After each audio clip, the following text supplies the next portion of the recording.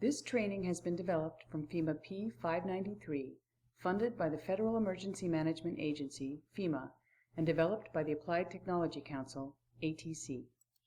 This version of the training has been modified for use in California, and in particular for the use with the California Existing Building Code, CEBC, Chapter A3 as published in the CEBC 2010 edition. Part 1, Introduction, the Importance of Seismic Rehabilitation.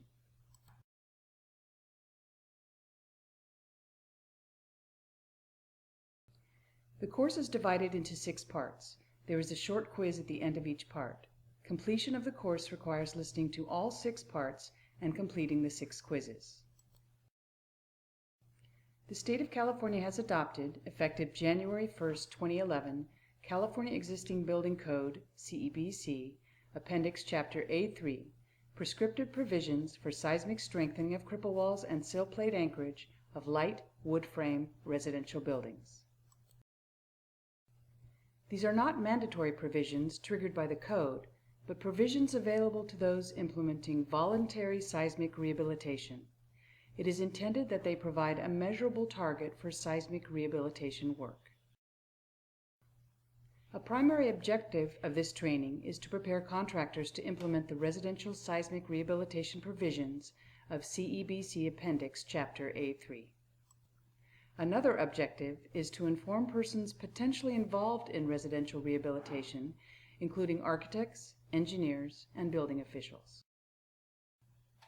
This training focuses on the behavior and types of seismic vulnerabilities that can be seen in 1 to 4 family detached dwellings. Some of these vulnerabilities can be found in multifamily dwellings and in other wood frame buildings. The basic concepts of seismic rehabilitation apply to these other buildings too, but the details of code requirements and implementation may differ due to the increased building complexity. A design professional is required for seismic rehabilitation of wood frame multifamily dwellings and commercial buildings due to increased building complexity.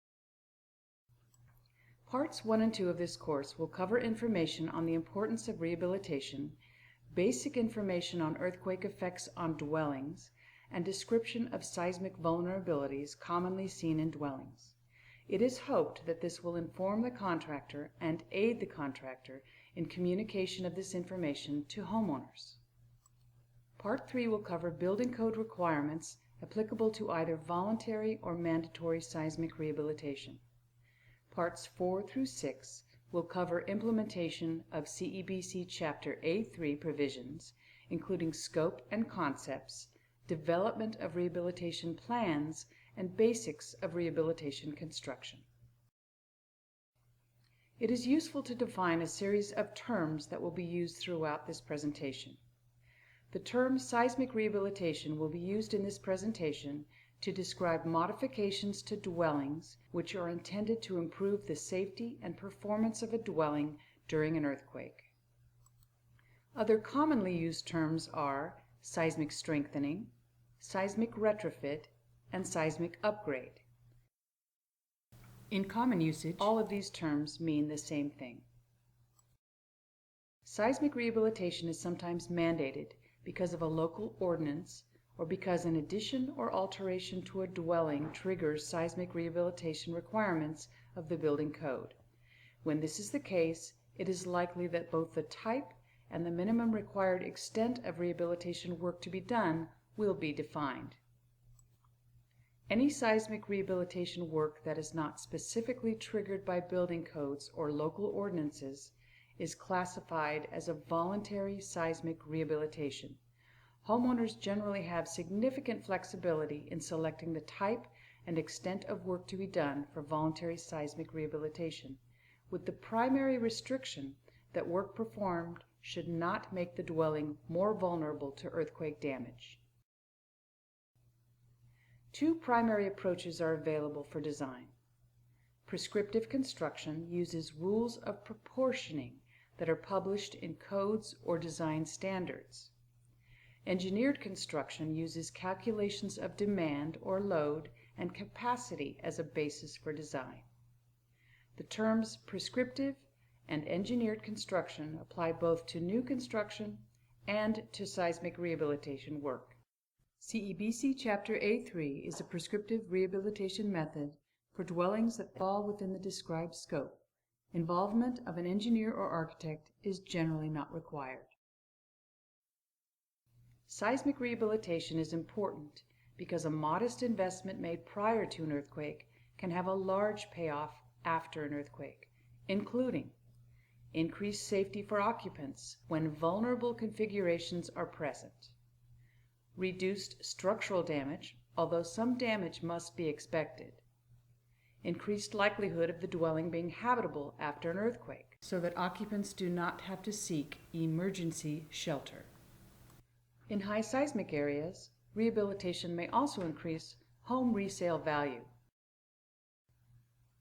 This dwelling's cripple walls collapsed in an earthquake, allowing the dwelling to fall off its foundations. This hazard can be reduced. A cripple wall is a short wall that rests on the foundation and supports the floor and exterior walls. If the cripple wall is not braced, it can shift during an earthquake.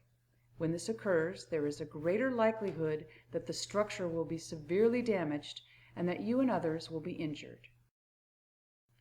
This chimney collapse broke through the porch roof. This earthquake hazard can be reduced.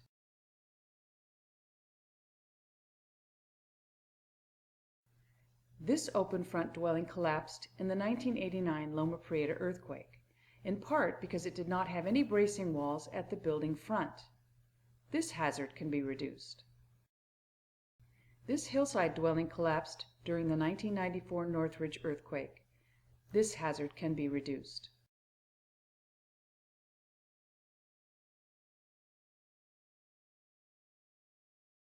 As a specific illustration of the benefits of seismic rehabilitation, in this photo the main house had a cripple wall collapse, while the porch floor did not. Because the house roof and gable end walls were supported on both the porch and the main building, very significant damage occurred. This house would likely require demolition and reconstruction at an estimated cost of $300,000, while rehabilitation is estimated at costing approximately $10,000. Please note the cost estimates are in 2009 dollars. The home is not habitable in the conditions shown, but it might have been habitable post-earthquake if seismic rehabilitation had been performed. While not all examples of earthquake damage will be this extreme, the cost ratios of reconstruction to rehabilitation are generally high in the areas of high seismic hazard. Rehabilitation may reduce likelihood of injury to occupants. Seismic rehabilitation can always be undertaken as a standalone project. Any time is a good time to improve seismic safety. Seismic rehabilitation should be encouraged as part of an addition or alterations project. Each year, homeowners invest a significant amount of money in remodels and additions, and they significantly extend the useful life of their houses through that investment. Seismic rehabilitation can be a small part of the overall construction project, can use the same contractor, and can help to protect the investment that is being made in the dwelling. Seismic rehabilitation work done within the livable space is more likely to be possible during remodel, addition, renovation work. Also, mandatory building code requirements may apply. Part 4 of this training will discuss code requirements. PDF files of this course are available for download. For these files and additional seismic rehabilitation information, see the Additional Information page. This information includes FEMA publications available for download from their website. One useful document is FEMA 232, the Homeowner's Guide to Earthquake Resistance Design and Construction. A picture card summarizing seismic vulnerabilities.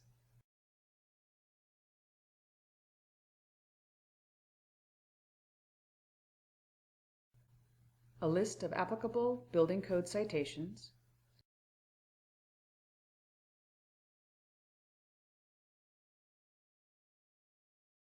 a step-by-step procedure for how to use IEBC prescriptive provisions for anchorage and cripple wall bracing,